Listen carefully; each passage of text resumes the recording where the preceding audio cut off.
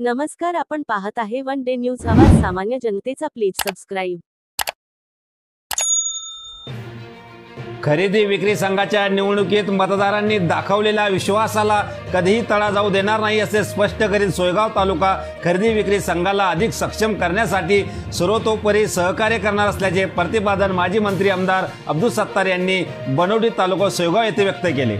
नुकत्याच झालेल्या तालुका खरेदी विक्री संघाच्या निवडणुकीत शेतकरी सहकार विकास पॅनलचे 17 पैकी 13 उमेदवार निवडून आले. त्या निमित्ताने बनवडी येथील श्री अमृतेश्वर गोमुख देवस्थान येथे आमदार अब्दुल सत्तार यांच्या प्रमुख उपस्थितीत नवनिर्वाचित संचालकांचा सत्कार, मतदारांचे आभार व स्नेहभोजन कार्यक्रम पार पडला. या प्रसंगी उपस्थितांना मार्गदर्शन करताना आमदार अब्दुल सत्तार बोलत होते.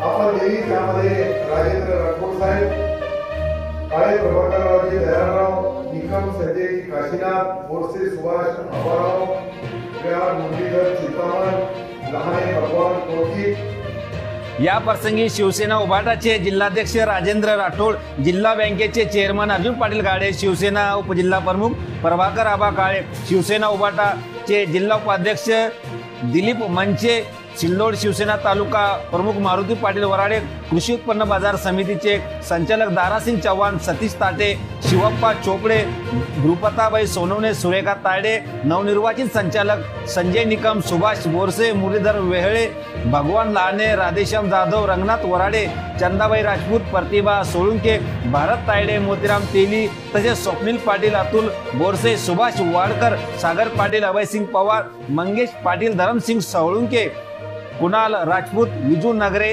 सपडू पाटील, अनिल सोळंके आदीसह मतदार व परिसरातील शेतकरी गावकरी उपस्थित होते.